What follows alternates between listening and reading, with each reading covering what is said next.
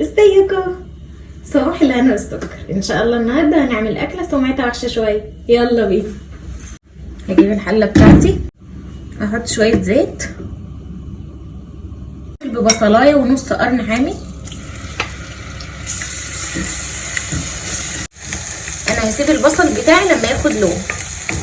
البصل بتاعي خد لون بني بقى. هنزل عليه بالقوانص، عليه شويه ميه، هقفل عليه واسيبه شويه صغيرين على النار وهدي عليه علشان القوانص بتاخد سوا اكتر من الكبد. هحط بقى البهارات بتاعتي. البهارات بتاعتي عباره عن ايه؟ رشه فلفل اسود، رشه توم بودره، رشه 7 بهارات، ومعلقه كبيره كده. خلاص انا كده سبتها شويه. هنزل بقى بالكبد. حاول ان انا لما احط الكبد ما اقلبش كتير. هنزل بالرز بس. خلاص انا ظبطت الميه والملح، هنقله بقى علشان يستوي هنا وبعدين نعمل التتبيله سوا. نعمل بقى التتبيله بقى بتاعتي بتبقى عباره عن ايه؟ عن نص بصلايه وطماطمايه ونص فلفلايه. هضربها بقى كويس قوي بالمنظر ده كده. وراك مخليه هتبلها كويس علشان احنا هنعمل حمام كداب.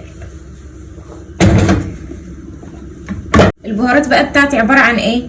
معلقه صغيره بهار مشويات، معلقه صغيره بابريكا، نص معلقه صغيره 7 بهارات، ونص معلقه صغيره كاري. هنزل بقى بيهم كده، اركنها على جنب لحد ما الرز يستوي.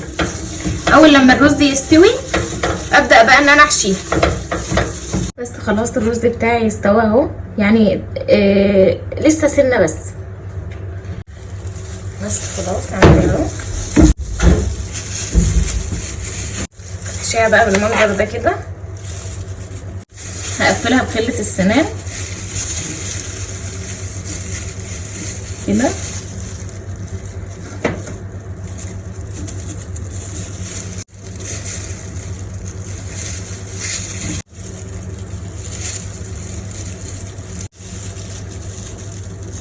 كده حمامية دي ولا مش حمامية؟ حمامية عسل اهي. هعمل بقى الاتنين التانيين وبعدين هقول لكم هنعمل فيهم ايه. هجيب بقى الكيس الحراري بتاعي واحط فيه بصل شرايح.